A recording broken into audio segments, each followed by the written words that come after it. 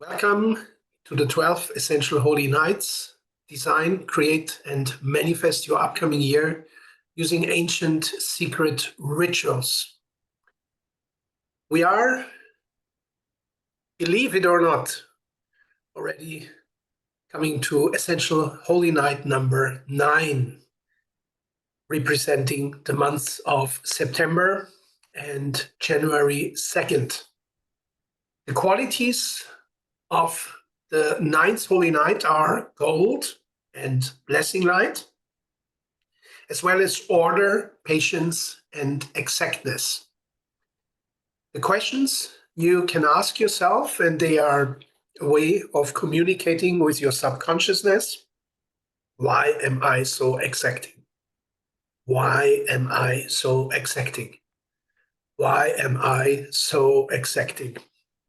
Now, even if you are not at all exacting, maybe you are all over the place, chaotic, whatever, just by asking this question to your subconsciousness, why am I so exacting? It forces your subconsciousness to figure out why it is so exacting. So you're basically leading your subconsciousness to become more exact.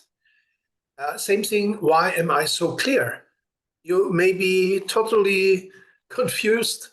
You may be totally with your head in the clouds. And you just ask yourself, why am I so clear? Why am I so clear? Why am I so clear? Brings immediate clarity into you. It forces your subconsciousness.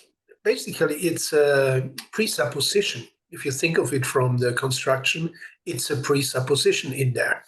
It presupposes you are exacting, even if you're not. It presupposes you are clear, even if you're not. So what does the subconsciousness do with this information? It says, interesting, I'm exacting. So why am I so exacting? So it starts to behave in an exacting way. Why am I so clear? Oh, wow, I'm clear. I wasn't aware of that. So I'm clear now. Why am I so clear? So you see, the why is the actual order or mission for the subconsciousness that you give. And the exacting or clear is the presupposition. So the subconsciousness has to swallow it. It's like a bait that it has to swallow. How am I so patient is of the same caliber. It's just the question word is different. Instead of why, you can also use how. Why am I so patient, or how am I so patient? Here, I suppose and recommend actually using how instead of why. Because why am I so patient? Many people will say immediately, no, I'm not patient at all. So this is why you say, how am I so patient? Which brings it to another level. How am I so patient? And then what and whom do I bless? This is because January 2nd, 9th Holy Night is about being blessingful to others and blessingful to yourself. Now, you're still, as you are participating live on the 1st of January, I think all of us, do you give little charms as a present on the 1st of January? And if so, which do you give? Little lucky objects? Don't give? Okay. In Chinese? No? Okay. So I tell you another thing. I should have taken photographs. We have the chimney sweeper. Chimney sweeper is one symbol, and little chimney sweepers are offered to each other. Then the pig is another one, and it's called the lucky pig. Then we have the hoof, the iron that is put on the hoof. How do you call that? Does it have a name, the iron that is put on the hoof of The the... horseshoe. How? Horseshoe. All right. Horseshoe? Horseshoe? Okay. Super, horseshoe. Thank you. Wendy, you're so great in English, amazing. Horseshoe. Okay, so we're giving horseshoes. We are giving, how you call that? The mushroom that has the red head and the white dots on it. Red cap. I don't know how you call that mushroom. Not the psychedelic mushrooms. Yeah. It's called Amanita muscaria in Latin, and it's a symbol of luck in the Holy Nights tradition. And then we have the four, this leaf that has Clover leaf, the clover? the clover leaf. Good. The four-leaf clover. The four-leaf Maybe clover. that's lucky. Yes. And these are little gifts that are being given on the 1st of January as part of that tradition in Western Europe, Central Europe, Northern Europe. And it goes back again to these Holy Night traditions that are pre-Christian. So the chimney sweeper, for example, is, of course, don't die from carbon monoxide. That's the teaching behind it. But really, the legend is that Odin, the god Odin, is flying with his horse Sleipnir above the lands, and he looks through every chimney into how the people are doing. And he blesses the people. And now if the chimney is full, if the chimney is not swept properly, they can't receive the blessings of Odin. And this is why to have a clean chimney is a symbol of luck in this tradition. Then the pig, the lucky pig. It's like nowadays you have pig as, chocolate pig or marzipan pig or something like that. In the old days, they made just little wooden pigs and they gave it to each other. Even I have still such a wooden pig. And this is because in those days they didn't have supermarkets. The food was scarce, especially in that time it was dark and they didn't have much to eat. So what they did, if they had it, they killed the pig on the 21st of December.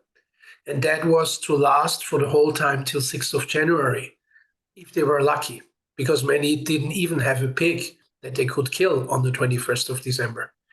And of course, I'm saying this as a vegetarian, so for me, it's also not funny to even think about that. But you see, this is the circumstances in which people lived in those days. So basically, to give someone a little pig, like a wooden pig, or nowadays a chocolate pig or marzipan pig, is like that you have enough food to eat next year. Then what was it? The chimney sweeper, the pig, the hoof, the horseshoe.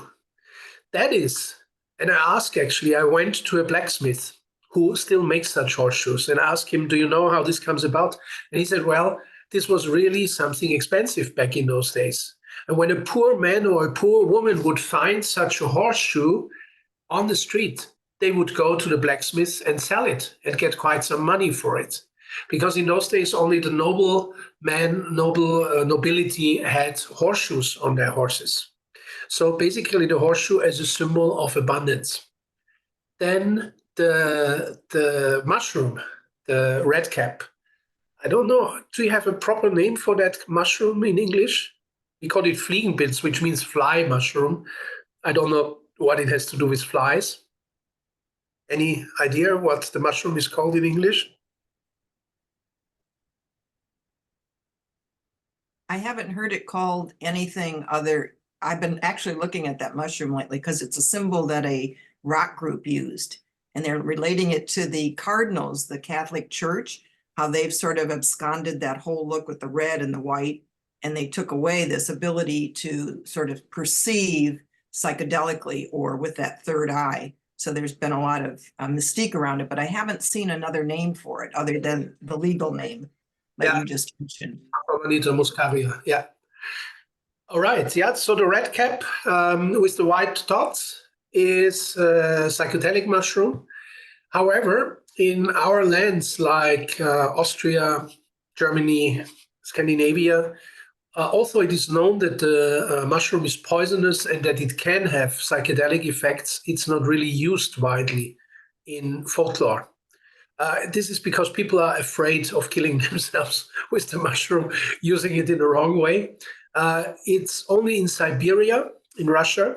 They have a real cult with these mushrooms, and the Siberian shamans, they used to travel with these particular mushrooms. So why then give as a gift exactly these mushrooms, and again, little plastic mushrooms for that matter. I mean, it's like you can do nothing with it. Little plastic mushrooms that are being given as symbols of luck. And the reason is really Sleipnir, the horse of Odin, is really pushed by Odin because Odin has to travel everywhere. And so really saliva comes out of the mouth of Sleipnir, the horse, and wherever it falls down on the ground, that saliva, it turns into these mushrooms. So saliva of Sleipnir, the horse of Odin, produces these mushrooms. What's the symbol then? The symbol is really giver of life and mutation or change or transformation. So these are transformational mushrooms. These mushrooms are symbols of health and symbols of being able to magically change your health. And as Lois said, of course, the deeper meaning or higher meaning, for those who know, is the psychedelic aspect, that it's a mushroom of knowledge, that you can look deeper into the secrets of the universe. However, this was usually not talked about openly. Only those in the know would know, which still enabled this mushroom to become a symbol of luck to be given on the 1st of January. So magical transformation and magical turn of health, like the mushroom starts to grow everywhere the saliva falls. And the fifth one, the clover, the four-leaf clover, this is just a regular symbol of luck that we have all through the year. The only implication here is that the little pig that is given carries such a four-leaf clover in its mouth and brings it to you.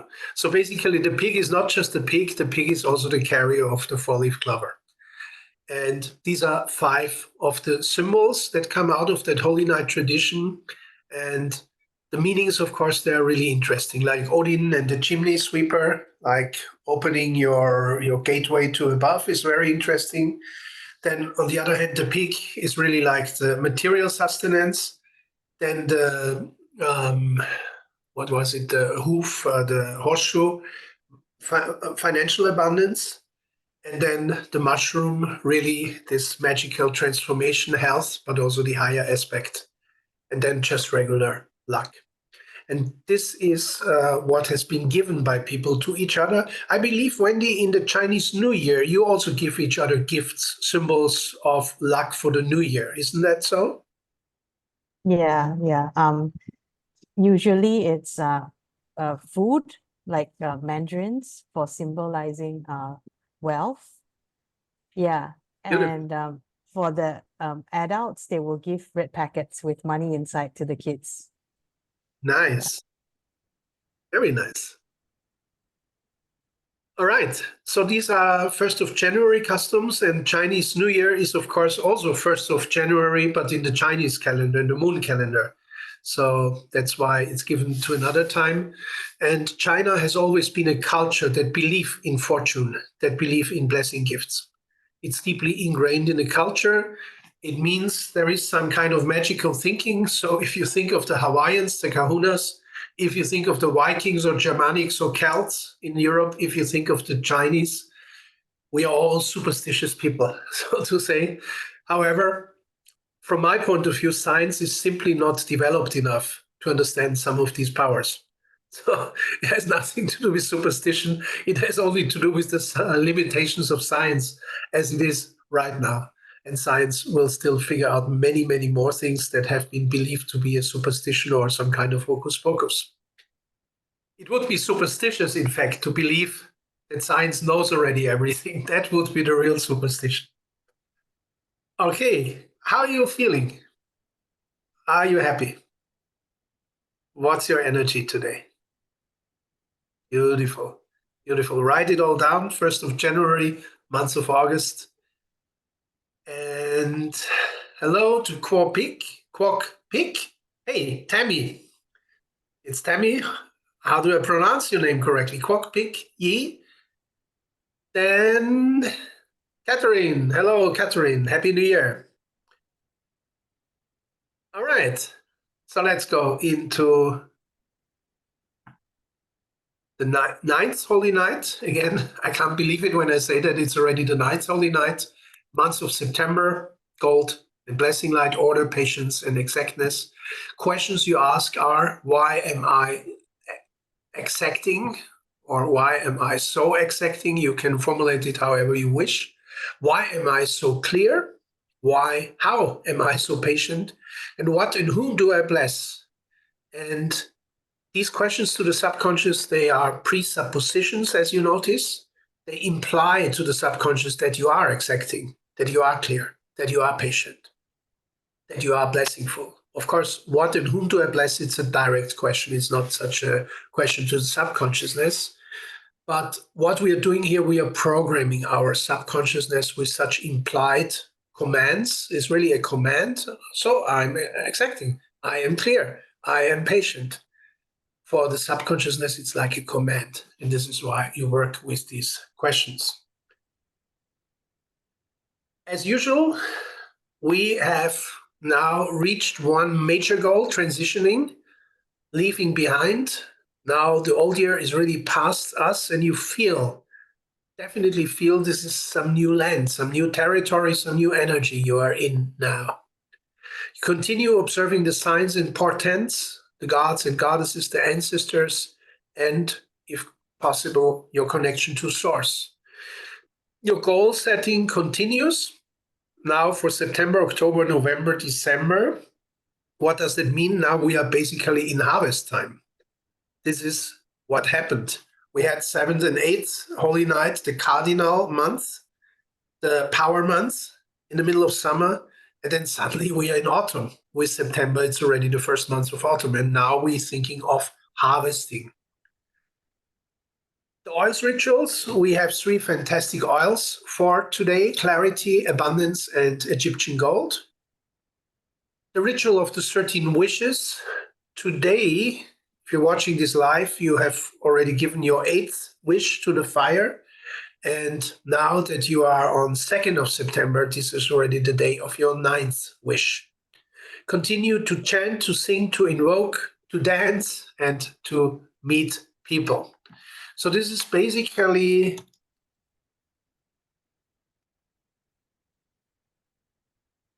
that you are also happy, but it's not a worldly happiness. It's like an inner happiness. So the dancing, if you are dancing, is also more of a mystical dance, or a trance dance, or a temple dance. And meeting people, not like going to drink a beer in the bar on the corner. That's not the meaning of meeting people. But meeting people, of course, in a deeper way, connecting with people in a deeper way, because they may be important for in the coming year, or you may be important to them in the coming year. And then you do your meditations and prayers, your walks in nature. Have you done your New Year's walk? Anybody has done a New Year's walk or New Year's swim in the cold river? Really, in Switzerland, Germany, Austria, some of the Essential Holy Nights group, they did already. They were in the cold lake, they were in the cold alpine rivers. It's amazing. And it's really healthy. So if you have a chance, take a walk, New Year's walk, or take even a New Year's swim. And the doors to the inner world are still wide open, but now only 2nd, 3rd, 4th, and 5th of January. At sunset of 5th of January, these doors are closing. Then come the night of the 3 Magi, and they are already strictly outside of the 12 Essential Holy Nights. But they are, again, what the 24th of December is. They are an excellent opportunity to give thanks. Everything you think, feel, say, and do on January 2nd, which people you come in contact with, which energy, which mood you have, which dreams, which ideas, which intentions, all that will have an effect on your corresponding September. Therefore, make notes of the events of January the 2nd in your Holy Nights journal. Observe consciously and choose mindfully what you do and what you do not do on this day. This day has a directional effect on your whole month of September. The gold of the inner and outer sun shines bright, not just New York summer, or how you call it, New York summer, I believe, New York State, upstate New York. Has anyone ever been there? Upstate New York in September, it's beautiful. It's really, like they say, I lived in New York for a while, and once I drove up in September to Canada. You drive there, it's a color symphony, beautiful gold and brown. Any comments, Marissa?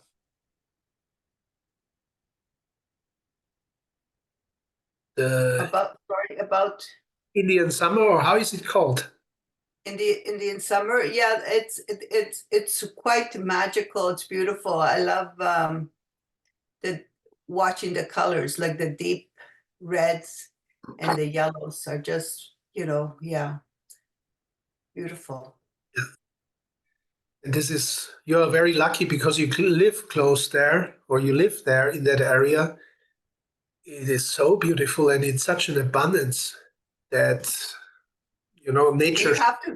You have to catch it when it's just at peak, because there's variations that either they come or then they all go down. But actually, I was actually surprised when in August, I think it was this year, that you start to see leaves on the ground, and it was like early. It was too early, I think. Right. Weather's changing. Yeah. Yeah, weather is always changing, has so for the last millions of years. And I remember in the 1960s, when I was a little boy going to school, they told us the next ice age is coming. I remember 1968, 1969, it was crazy in Austrian schools. We were prepared, the next ice age will come. And then we truly had some really, really cold winters, and everyone was afraid, oh God, we are entering the next ice age. Now, 30 years later, already we are going in the opposite direction. It's very funny. I know. I put snow tires on this year, and I'm thinking, why did I put snow tires? Is it like? It really is strange, because I remember going in snow deep, and now it's like, where's the snow? Yes, exactly. It's funny. Well, what human beings don't understand is that the sun activity plays a major role in our earthly weather. And the sun has its cycles that has nothing to do with the Earth atmosphere. So at the moment, and it will peak in 2029, at the moment the sun is getting hotter and hotter and sending out more and more radiation, which has to do also with, bringing in that new age of spiritual development. People are brought into a higher vibration. We might have a solar event in 2029, something like really strong, that could be apocalyptic. It could be also just very strong in the inner world.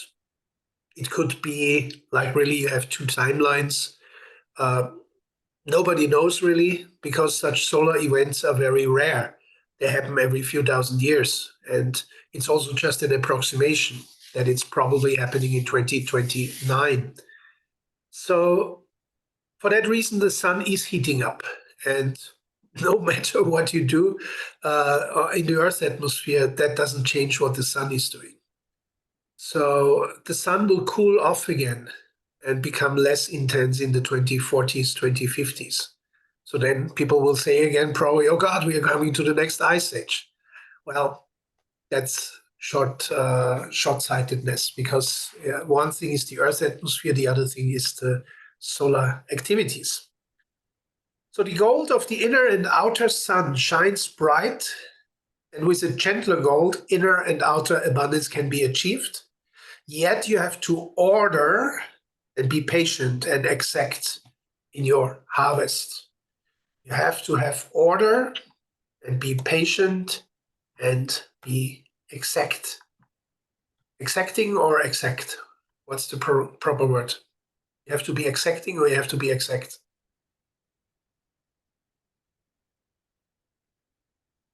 That sounds okay. Either word works. Yeah. They just have a different inflection. All right. Thank you. Wow.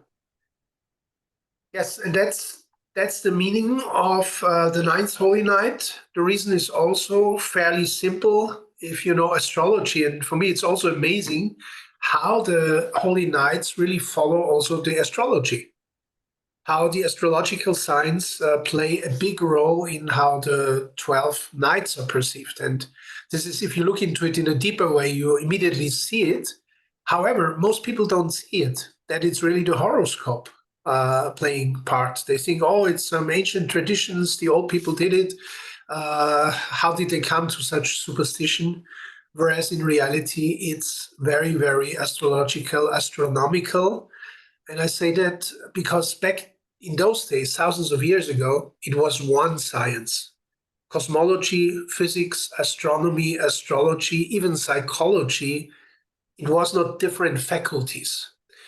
It was like more a universal science, a universal knowledge, and then it became more separate faculties. And then you had the Renaissance. And then it was said, oh, these Renaissance men, like they were universal geniuses, like Leonardo da Vinci and others. Well, in fact, the science originally was always universal. Science was always universal, holistic, global, looking at everything. Only in the Middle Ages, it became reductionist. And then later, from the Age of Enlightenment, science became reductionist again. That means looking only at one with exclusion of the other. The problem with that reductionist approach is you don't see the whole picture anymore. And it's understandable that with the Middle Ages, we fell into reductionism, and then came luckily the age of Renaissance, where people said, oh, wow, these great Renaissance geniuses, they are Renaissance men, they are universal geniuses. But then quite soon after, like 100, 150 years later, we fall into the age of Enlightenment, it's even called, where people are made idiots, really. Idiots by being reduced to only very special sciences and not seeing the whole anymore. I hope that makes sense to you. And Tammy, hello and Happy New Year to you. Good to see you. So we are in a time where specialism is highly praised and where universalism is looked down upon. Why? Why isn't it? Why do they want you to know only certain areas? Why not have the whole picture? And indeed, have the whole picture and then also be good in the specialities. That isn't excluded, but have the whole picture first, because otherwise you never understand how everything works together. All right, so I'm not finding my presentation anymore. What did I do? Speaking too much about genius, and then I prove my lack of genius.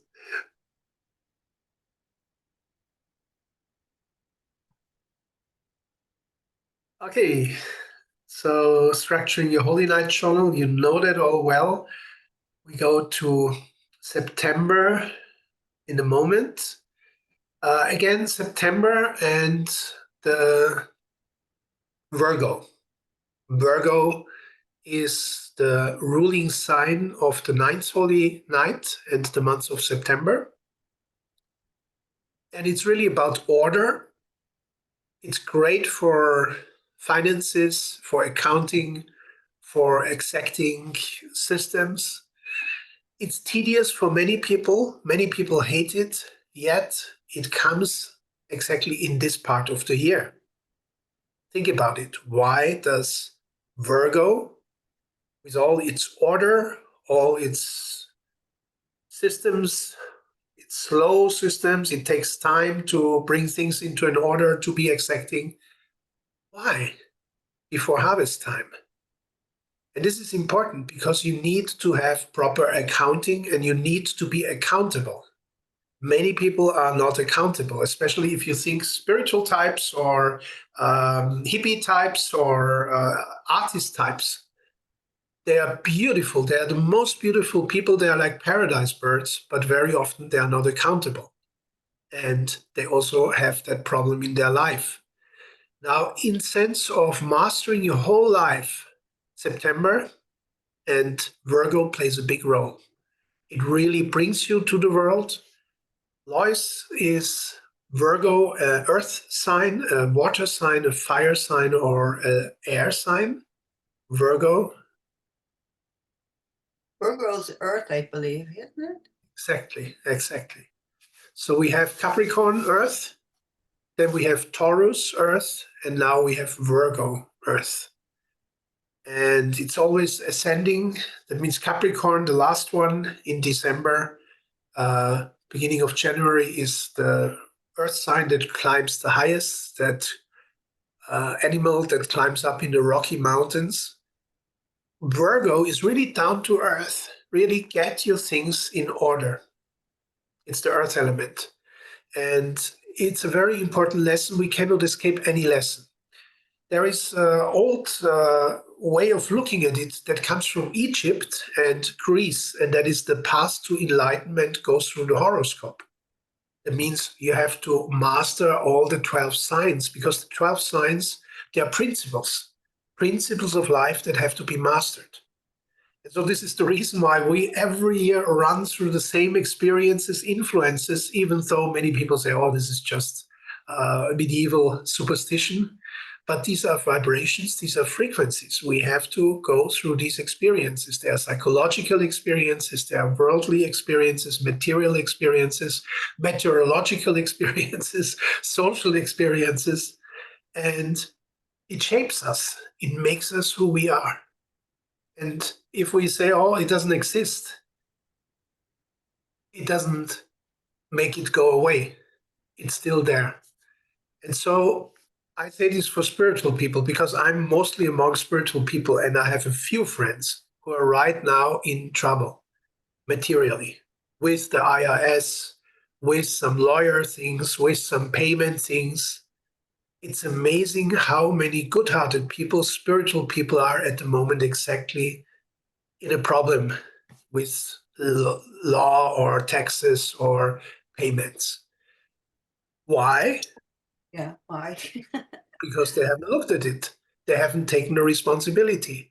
They haven't accepted, in order to have that beautiful inner gold and outer gold of the Indian summer, you must heed. Where does it come from? It comes from Virgo. It comes from the earth element. We have to Was do. it a question of perception of what spirituality is? Yes, it's basically not fleeing from the matter, from the material world. Like materialists, for example, they are fleeing from the spiritual world. They say, oh, it doesn't exist.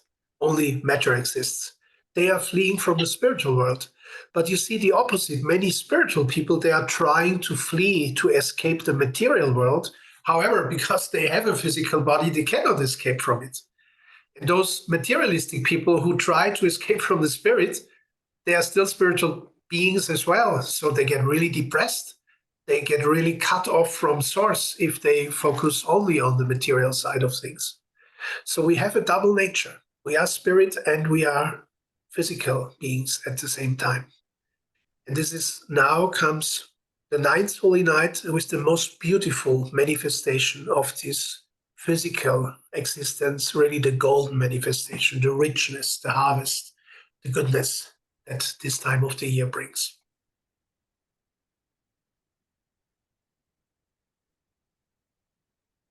So let's go to clarity. In order to fully enjoy and use these qualities, we can first put clarity on our temples, sides of the forehead, and also alongside the central line of your skull. Clarity, wonderful oil blend, because it contains quite a few interesting herbs. But before we do that, please apply clarity on your central line. I would start from the tip of the nose all the way to the neck. You could even start with the heart, from the heart to the larynx, to the nose tip, forehead, and then to the back, to the neck. And you do that up and down 3 times, like you will later on do with Egyptian gold. Ninth Holy Night is a lot about your head and what goes on in your head, both materially and spiritually. Then you apply clarity on your temples. You really massage it in your temples.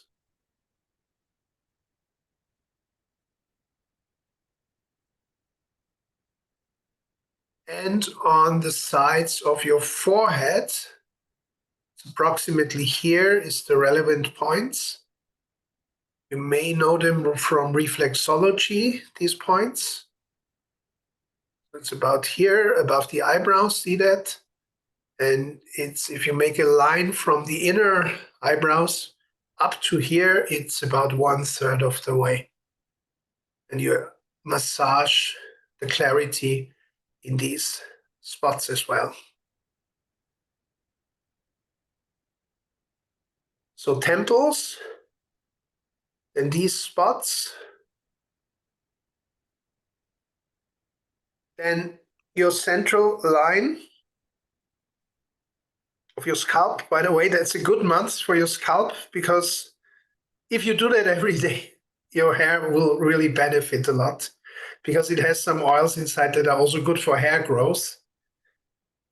And I talk with a hair specialist who really can make people's hair grow, and he says it's only 50% the oils. The other 50% is really the scalp massage, because only through the physical scalp massage you get the blood flow and the circulation back that the hair follicles need. So if people see, this is exactly the principle, like 50% is material, like the massage of the scalp. The other 50% is the oil, the energetical and the rather higher, or not immaterial, because oils are not immaterial. They also have molecules. Okay, and then your neck. And in your neck, there are two very important spots, and that's your eye spots. That's just, if you prolong your neck muscles on your left and on your right side, you're pushing in here, and it can be painful even. Many people have tension there in the eye spots. So it's like where the skull bone just starts on the left and the right side, it's a little bit heightened. And there, if you find the spot, it pains mostly, basically all people, because we are looking too much on screens nowadays, and you're really pressing into the left and the right eye spot. And you can keep it. Keep the pressure for a while. So these are the spots, the temples, then here, this, and the inner central line, the muscles, and then the eye spots. How does it feel now? What do you feel now after having done this massage? You feel it? So imagine how you will feel in September when you do this every day. You will have a fantastic time. And you will appreciate material things and also order and patience much, much more. Clarity is really a gift, because it gives you these feelings of stability, of focus, of patience, also a sense of productivity for the spirit and the mind.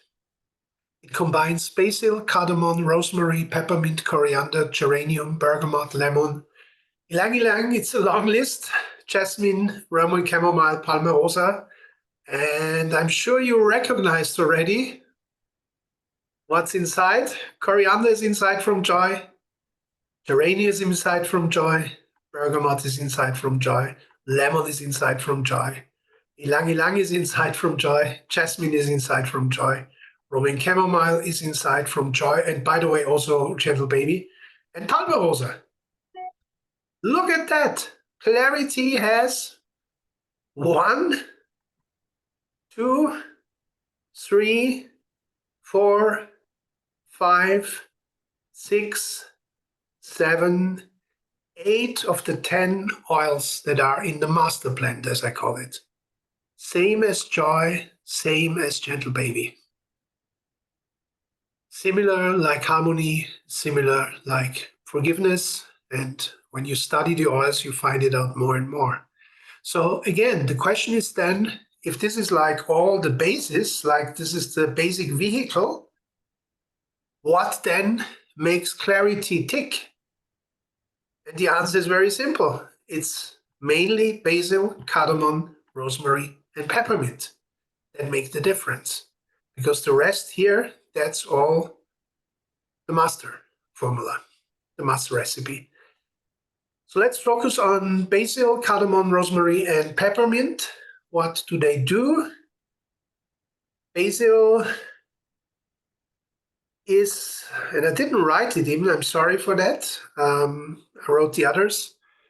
Basil is regarded as a holy herb in India. It's regarded as the favorite herb of Sri Krishna. It's the tulsi prasad. It's often used for prasad, for blessed food, the basil, and it has a wonderful effect of metabolizing, helping you to metabolize everything. It gives you energy, it gives you strength, it gives you clarity, but it's a gentle clarity. And it's also a prominent oil in the raindrop technique. As you know, in the raindrop technique, after oregano and after thyme, it's the third oil. As a warming, a fostering, at the same time a harmonizing quality, it makes everything grow very nicely. It's good for patience. Basil makes you soft, makes you patient, and yet helps you to be focused, to be concentrated. Basil is also very hot, a hot oil too, right? It's because Absolutely. I found I tried to put it in. I was surprised at my reaction because it could have been burnt. I just used basil. Yes. It was hot, very hot. Absolutely, yeah. And for quite a few people, it has to be diluted because it's too Yeah. strong on the skin if it's undiluted. Absolutely. Basil is one of the hot oils together with oregano, thyme, together with cinnamon bark and with clove. Okay, you see me already hanging on the bottle, and I see you hanging on the bottle or pressing your eye spots. Congratulations on your dedication. And cardamom is another one that is additionally inside. So forget about geranium. Geranium, I will have to change that because geranium is what is in the regular master recipe. So the difference is really the basil, the cardamom, the peppermint, and the rosemary. Cardamom is called the grain of paradise. As it gives strength and energy, it's a seed oil. Peppermint, traditionally known to increase mental accuracy, gives you clarity, gives you accuracy. Rosemary, traditionally known to amplify mental ability and boost alertness. For the happy home. In Europe, rosemary has been called the friend of the home. So in Europe of the times of the essential holy nights, which is centuries, rosemary was very, very revered as the friend of the home or the happy home, the helper to create a happy home. So that is clarity, and you do that on the morning of the 2nd of January. We are now in January, and another time before sunset of 2nd of January.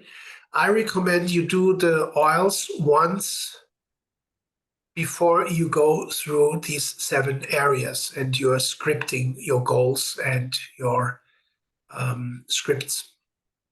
Next is abundance.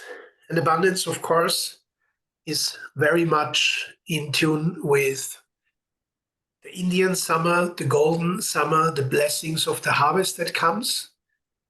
It has 8 essential oils that have been used already in ancient times, called the 8 cents of wealth or the 8 cents of abundance. and these are orange and ginger, frankincense and myrrh, cinnamon and clove, and black spruce and patchouli. And you notice I mentioned them in a different order than they're written here. Why are they written here in this order? Because it has the most orange oil and the least black spruce inside the abundance formula. However, I'm speaking about the pairs. Orange, ginger is one pair. Orange is to make you expand, to make you grow, to give you appetite. Ginger is to hold it together. Then the next is frankincense and myrrh, and frankincense is God the Father, and myrrh is God the Mother. Then the next is cinnamon and clove, and cinnamon is solar. It helps to foster, everything grows better when you have cinnamon energy, like the plants grow better when the sun shines on them. Clove is rather like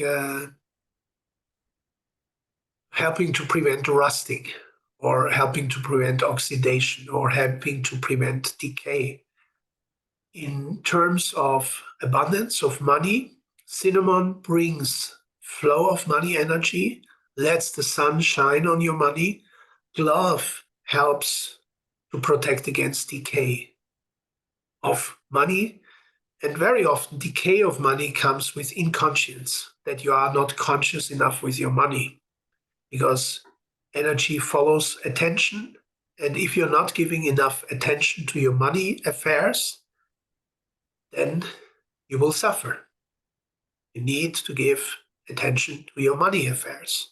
And clove is really a commanding oil. You cannot escape it because it's very, very strong. It helps you to be focused. Then we have black spruce and patchouli, and black spruce is that 40, 50 meter high tree, looks like antennas. And the patchouli is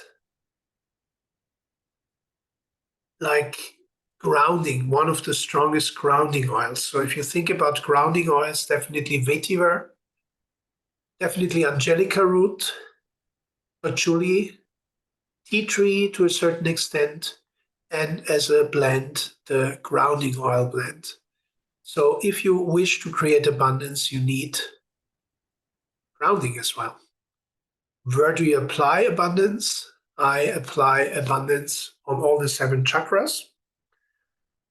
I apply abundance on objects, so abundance on the crown, on the forehead, on the larynx, on the heart, the solar plexus, sacral plexus, on the perineum, on the hand chakras, very important, abundance on the hand chakras, to have the energy flow, the fingertips feeling for your money flow, then on your feet, soles of your feet,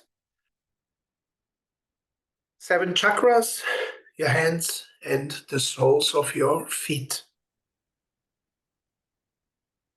That already gives you quite a strong feeling. Now you apply it on your purse. You apply it in the 4 corners of each of your rooms. You apply it on the door steps, on the door frames. You use it as a perfume. It's fantastic perfume. And watch how people react to you. Who of you has been using abundance as a perfume already? Anybody? Sometimes. Yeah. What happens? What happens? Did you notice any reactions? I can't. Okay. I So haven't noticed any reactions other than my own, which is, I really feel good. It brings so much, like the day becomes so full. right. And sometimes it's a bit, I gotta like, wait a minute, slow down a little bit here. In all, that abundance class, all over everything. So. Yeah. Beautiful. And I think it's helped me stay with a lot of the rituals that we've learned here, but also in the abundance class, because I find they're really part of me now. Yes. So it feels, and you know, so this oil just, I just love it. I like to live in it, that and joy. So Exactly. Abundance and joy, this is perfect. Because these are the two most important frequency oils, joy and abundance. And both are real perfumes, vibrational perfumes. I mean, for one, joy smells fantastic, abundance smells fantastic, no matter if you're female or male. But the vibrational impact on the people around you, this is why I said, test it out and see how people are reacting to you when you're wearing abundance. It is fantastic. And also watch for the turn of events when you're wearing abundance, how things are developing. And you'll be surprised. And, you know, for many people, this is like miraculous. Wow, things go so well. And for me, nowadays, it's miraculous if things don't go so well, you know? And I realized it's a frame. Some people live in the frame, things work out well. Things work out fantastic. That's my frame. And I live in that frame because I work with abundance for 7 years. Basically the whole year. I'm in an abundance frame. I'm in an abundance mindset. Before, things didn't work out so well. I often had to struggle. I said, wow, things will go bad, typical, this doesn't happen, you know, and it's a frame. It's the frame of scarcity, it's the frame of lack, it's the frame of thinking things will not work out. So basically here, with joy versus unhappiness, and with abundance versus scarcity, you're setting two of the most important frames of your life. Because for me and for you, probably, if you've done it long enough, for you, you are in that frame of abundance. Like Lois says, I live in it. It lives in me and I live in it. And it's abnormal if for once it doesn't work out as well. It's really abnormal. Whereas for other people who live in a different frame, it's abnormal if they are for once lucky. And they say, wow, I don't know what happened. I was so lucky today. Because they are so used to having bad luck all the time. And it's really, which frequencies do you live in? Which frequencies have you accepted as normal? You can choose this, you can choose that. It's just a choice. It's a frame in which you live. This is why September is a really important month, because it makes you choose the frame of abundance in this case, as opposed to the frame of lack. And it happens in September. And you might notice it's the harvest, it's the autumn equinox. Autumn equinox, it's fluctuating. The energies are fluctuating. Virgo goes into, I call the balance, astrologically, how is it called? Balance, the sign. Doesn't come to my mind. Is it called balance in English? Called Libra. Libra, yeah. Libra. Mhm. Libra, super. Thank you so much, Tammy. Yeah, so we go from Virgo, earth element, to Libra, air element. And there's a strange shift there. Maybe you have noticed that with autumn equinox, there is something strange. I cannot grasp it exactly what it is. And if you want to fix this, you have to focus on abundance. You have to focus on clarity, on exactness, on patience, on order. Otherwise, things escape. Otherwise, things become ephemeral and you don't know where things have gone. So I don't know how much you have watched that in your life. September is an interesting one, and it's really like the beginning of the end. It's now you're coming to the final straight, to the finish straight. So you're doing your clarity rituals and then your abundance rituals, and you know more than enough of them because I assume most of you are in the abundance challenge. So the final oil is for the highest. Egyptian gold for the spiritual gold. So not just the material gold, but really the spiritual gold. And this is an old ancient recipe that comes from the Isis priestesses, with which Isis or Isis, the Divine Mother, has been summoned to help. And she is like, at once, like the medicine Buddha. The medicine Buddha, if you're familiar with Tibetan Buddhism, it's amazing. I was lucky enough to get a medicine Buddha initiation. You get a lot of health knowledge just by being initiated into the medicine Buddha. Now make friends with Isis or Isis. She has all the health knowledge, all the healing knowledge of the world. More so than, I would say, Lakshmi. In India, you would say, okay, Lakshmi, yes, she is a healer as well, fertility and everything.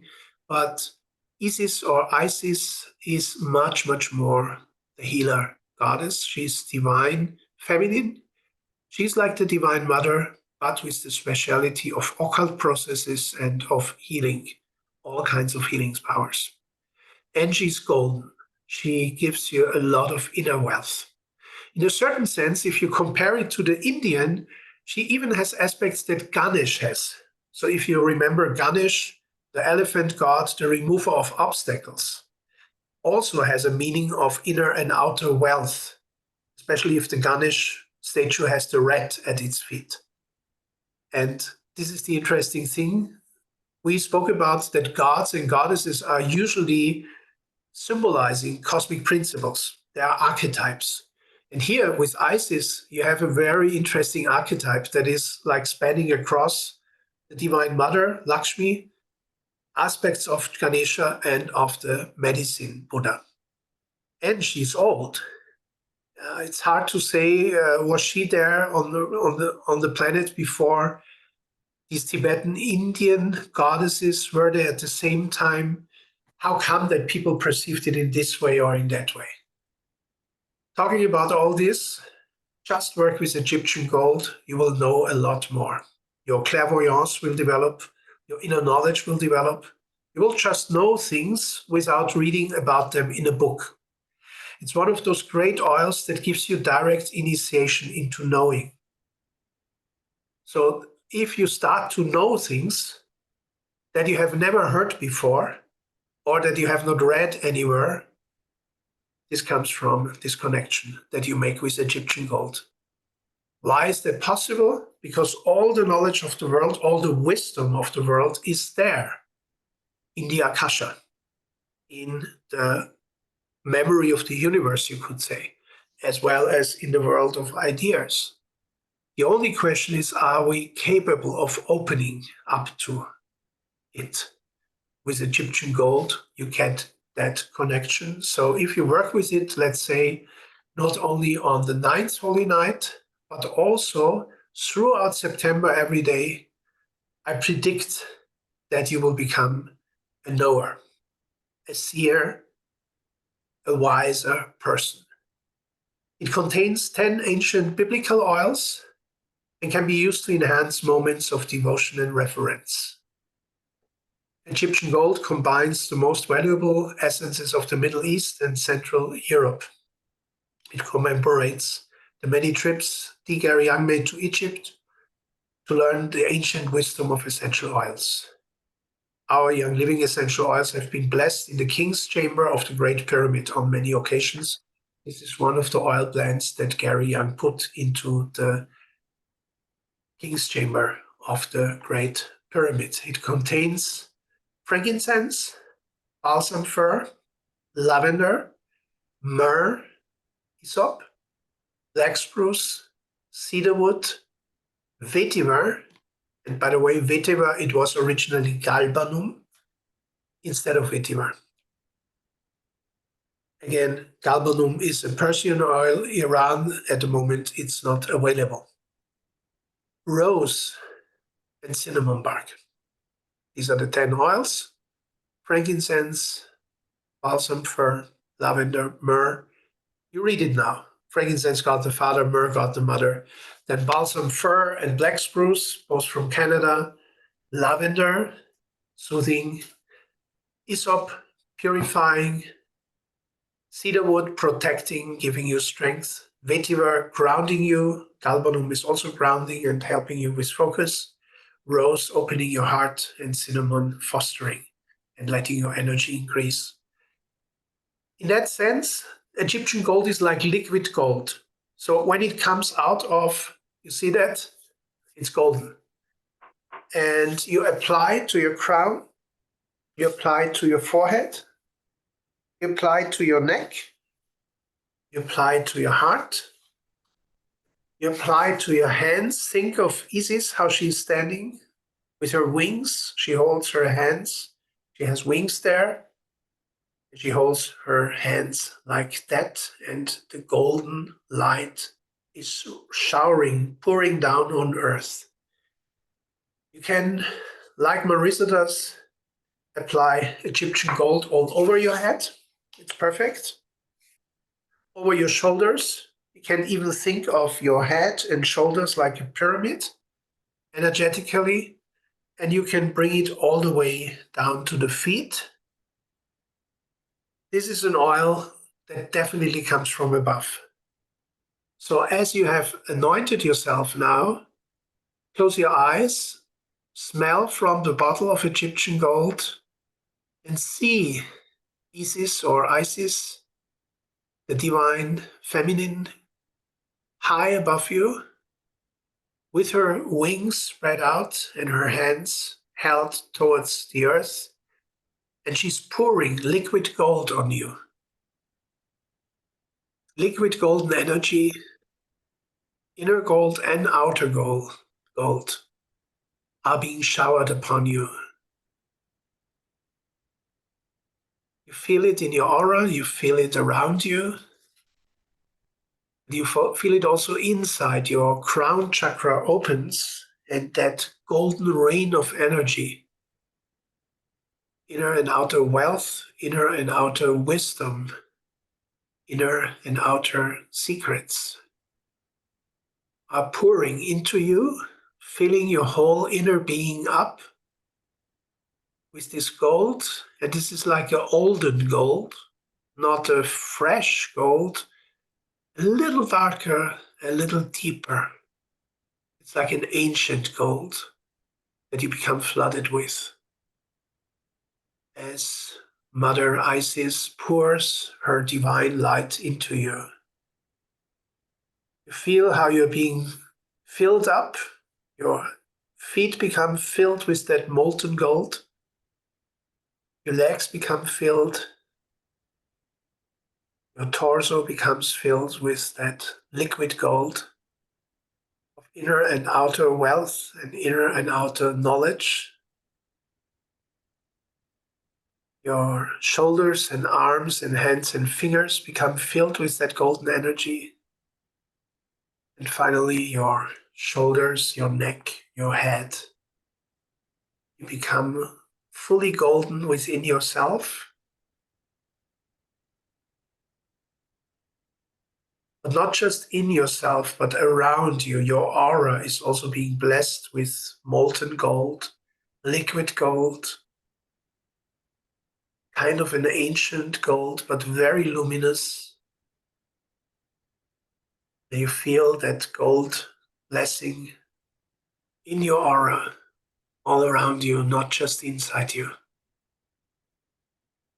While you're breathing deeply from the bottle,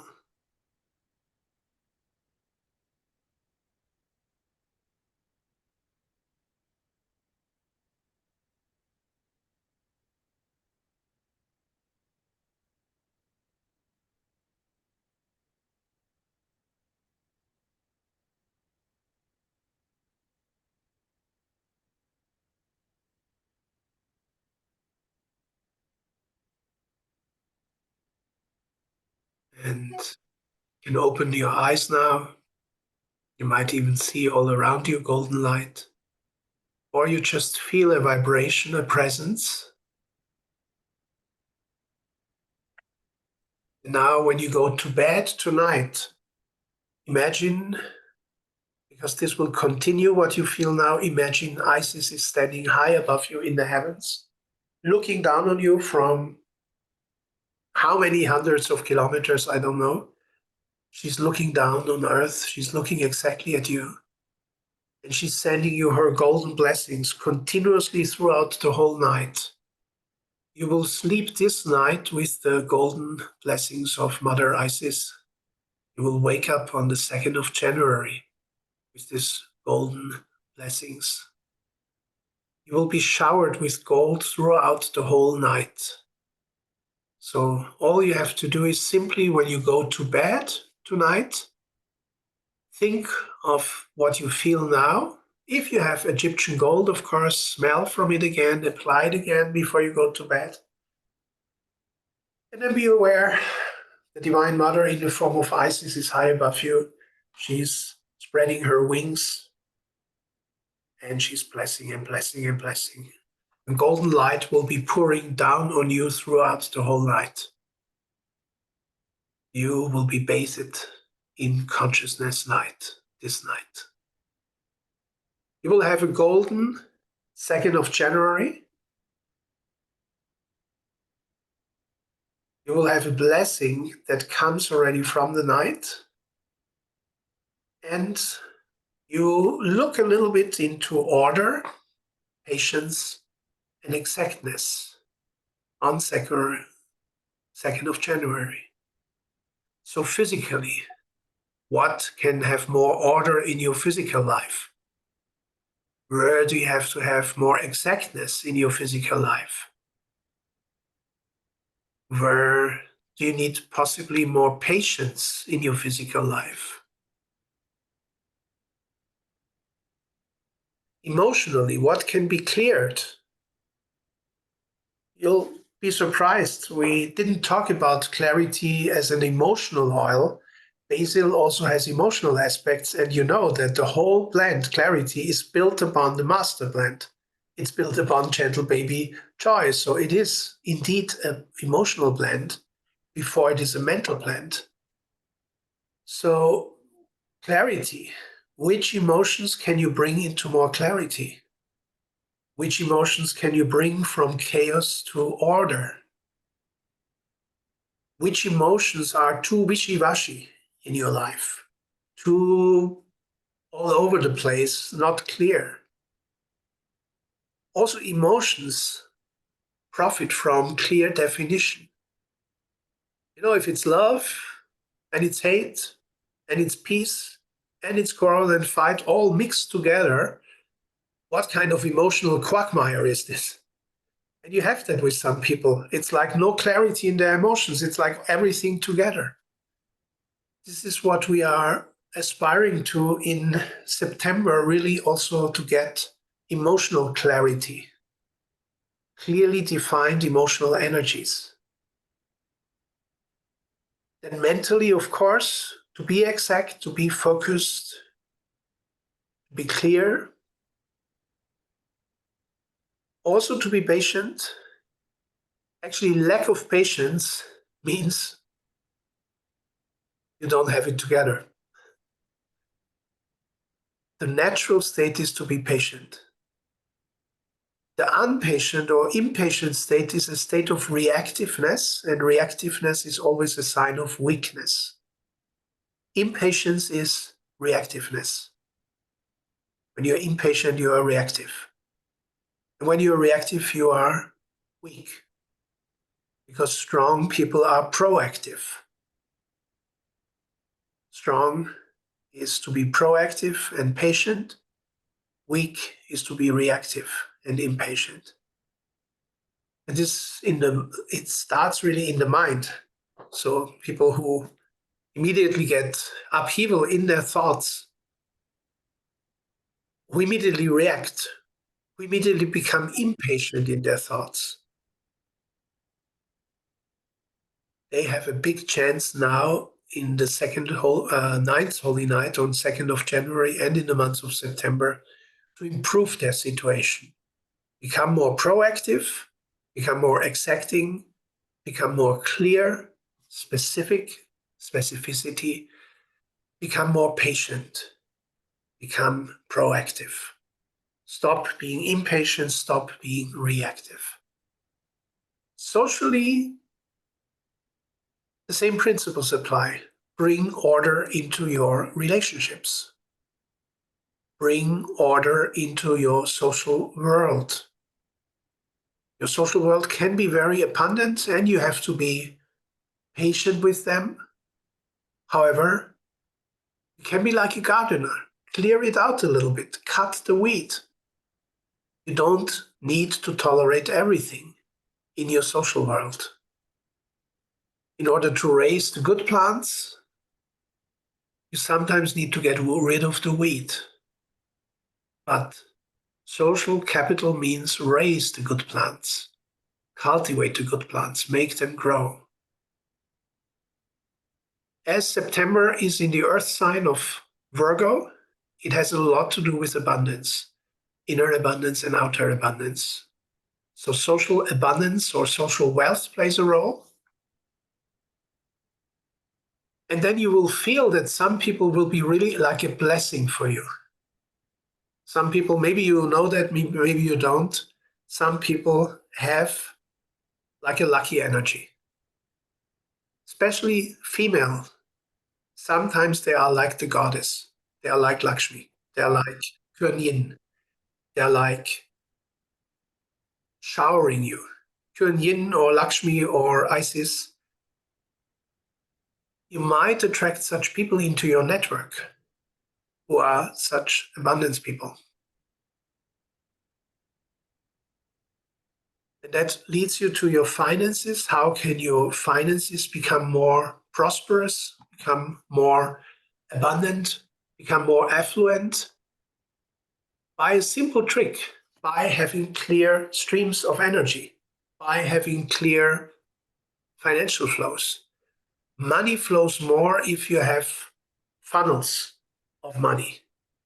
If you have different accounts, if everything goes together, like what I said with emotions, some people are so undecided. They are loving and hating at the same time. They are quarreling and peaceful at the same time, and you cannot figure it out what's going on. Same thing with money. Money needs specificity, needs clear pathways, needs accounts, needs funnels where different types of money flow through. Then your money energy will increase. Think of accountant, think of Virgo, think of the exactness. Your money will multiply when you give it multiple channels, when you give it multiple accounts, and when you keep them tidy. Does this make sense for anybody? Separate accounts, tidiness, money flow. It's important. It's a basic principle of increasing your money energy.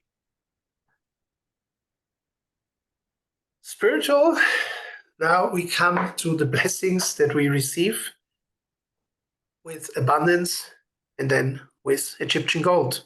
They both work together, and basically abundance here in this world as well as in the higher world, and Egyptian gold really going beyond this world. And both are fantastic. You can inhale abundance and Egyptian gold together also. They are similar, as you will notice. No surprise here. Why? Because in abundance, we have frankincense and myrrh and cinnamon and black spruce. And in Egyptian gold, we have frankincense and myrrh and black spruce and cinnamon. So this is like 4 of the 8 or 10 oils. Egyptian gold has 10 oils and abundance has 8 oils, are already the same.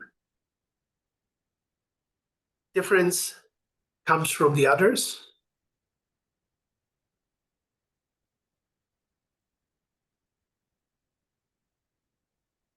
And you're just smelling from the bottles. What spiritual wealth do you get from Egyptian gold? Now, just smell from the bottle, either from both bottles or only from Egyptian gold, and feel what's coming to you. What are you gifted with? What are you being blessed with?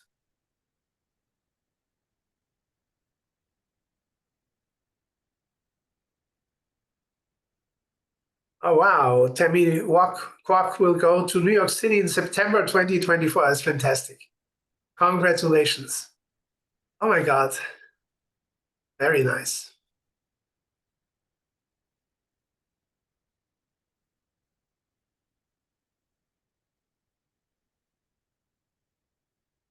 Lois Selman had a fun dream last night, talking with a group of people and told them I could fly. I could feel myself focusing to get my body off the ground. I finally was able to raise it a few feet, so I floated on my back. That's fantastic, Lois. Very nice. Very nice. Was this from 31st of December to 1st of January, that dream? Good. Wonderful. Yeah, this is, you're becoming lighter and you're floating more through life. It's a good one. And you talked with people and told them, you announced it. That's also good. That means you will not be just silently doing it and nobody notices. You are announcing it and you're doing it. You're setting an example. You're showing to people. Beautiful. Okay, so your spiritual goals for December, sometimes they cannot be spoken about. Sometimes they can only be felt. So I feel a strong presence and silence above my head just by smelling from Egyptian gold. What do you feel when you smell Egyptian gold?